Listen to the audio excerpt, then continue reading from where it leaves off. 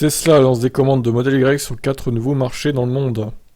Ce fut un grand jour pour Tesla ce vendredi alors que la société a lancé des commandes de Model Y sur 4 nouveaux marchés, ouvrant le studio de conception pour les SUV électriques en Nouvelle-Zélande, Australie, Japon et Singapour. Le lancement australien était quelque peu attendu car le Model Y a été certifié l'année dernière, et cette semaine. Plusieurs unités de démonstration ont été repérées, arrivant dans le pays. Maintenant, plus de 2 ans après son lancement en Amérique du Nord, les Australiens peuvent enfin commander le Model Y. Seules 2 variantes sont dispo sur le Design Studio.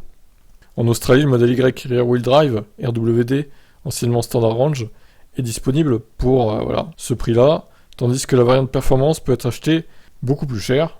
Ceux-ci sont légèrement différents des prix qui ont été divulgués en avril.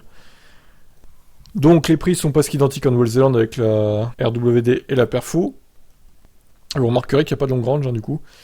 Et au Japon, la Standard Range donc, et la Performance à ces prix-là. Enfin Singapour, c'est pareil, mais c'est plus cher du coup. Beaucoup plus cher, incroyable. Il n'y a pas la long range non plus. Ayant dû importer le Model Y sur ces nouveaux marchés depuis Giga Shanghai, Tesla a ouvert des commandes plusieurs mois avant que les premières unités soient disponibles.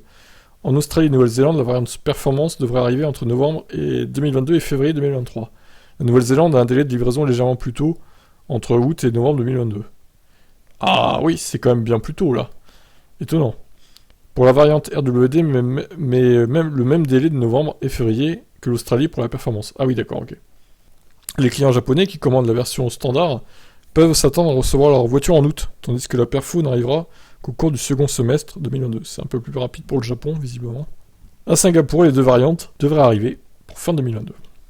Très bien. Bon, les gens, s'ils veulent une version long range, il faudra qu'ils prennent la Perfo, du coup, puisque sinon, ça sera pas autre chose que la propulsion standard. Qu'est-ce que vous en pensez? Ciao, ciao.